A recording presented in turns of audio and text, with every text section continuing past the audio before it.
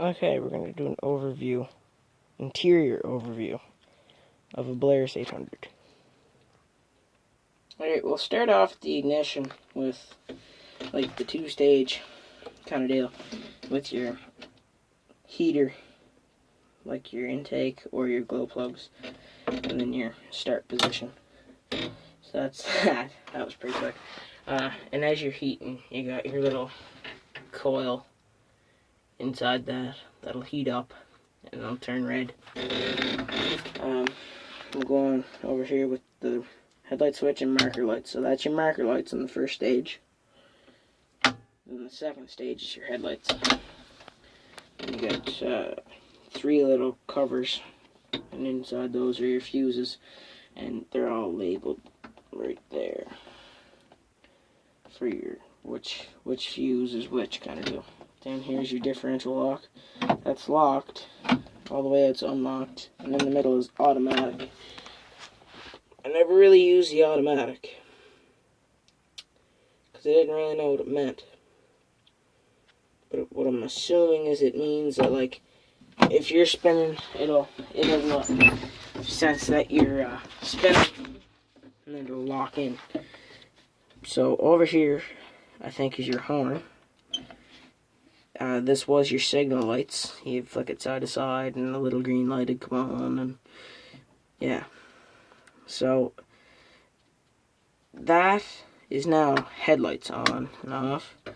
So over here is your low beam and your high beam, I think.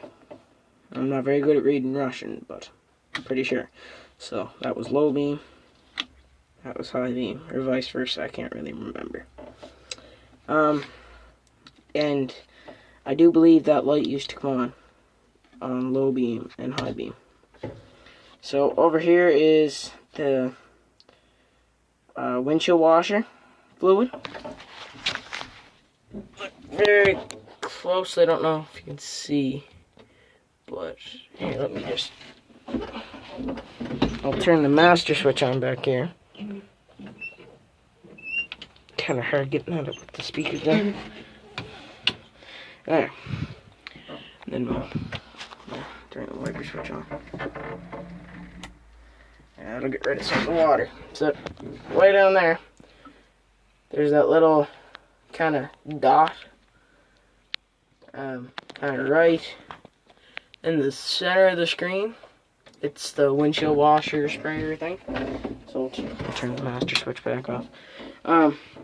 Yeah, so that used to control that, but it don't anymore because it's gone. That's your temperature gauge. That's your amp gauge, and mind you, my Russian isn't very good, so I can't really read it. This gauge doesn't work now either, but I'm kind of thinking that was the air restriction. I'm probably wrong, but just kind of thinking that's the air restriction. Then you got your oil pressure. Belarus's, to my knowledge, usually run between 2. It's the little tick between 1 and 3. And they run between 2 and 4. Maybe 5, but I'm pretty sure 4.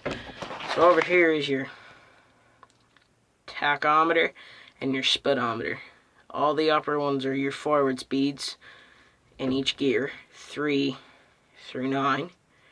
And the bottom ones that are just like that line and that line are your first and second reverse, and all through there are your tach. So like 500 is the 5, 1000 is the 10, 1500 is the 15, and so on and so on. So yeah, we'll just tilt the wheel up. You can tilt and telescope these wheels. You just turn this knob, push it down, and pull it up and tighten it to wherever you want, and then you just got your up and your down position for that. You got your right, your left brake, your clutch, your throttle pedal, your main gear shift, your crawler. You push that down for your crawler. You fully depress the clutch. Then you got your forward crawler gear, your reverse crawler gear, which are normally, that slot's normally 1 and 2, because 1 is on the low side, 2 is on the high side. Then you got your 1 and 2 reverse. So up here is your hydraulic remotes. This is your 3-point hitch up, 3-point hitch down. This is your front right remote, and that'll be your front left remote. Over there, that's just rigged up door handle. And then you got your parking brake on. Click the button down, off.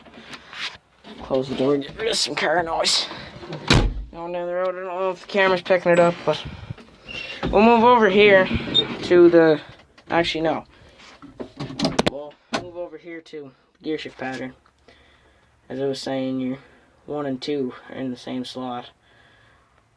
Your low is 1, your 2 is high.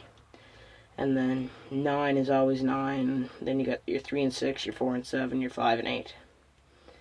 You can pause the video if you want to study it. And I have no idea what the rabbit and the gears up top mean.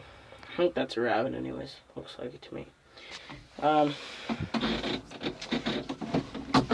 Over here is your drafting control. How low and high you want your 3-point hitch to go. We don't have the 3-point hitch on it right now. But this is your hand throttle. So you'd set your RPM. Say you want to set it at 15. Pretend that's at 15. You can match. Then you're cruising along. She starts dying out. You can just juice it whenever you want, kind of deal. Just put her right to the boards, or just kind of put her up to 1600 if you want. So, yeah.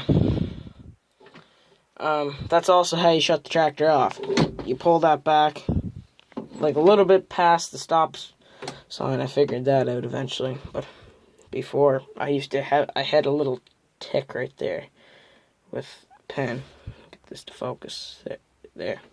Had a little tick right there with a pen for an idle.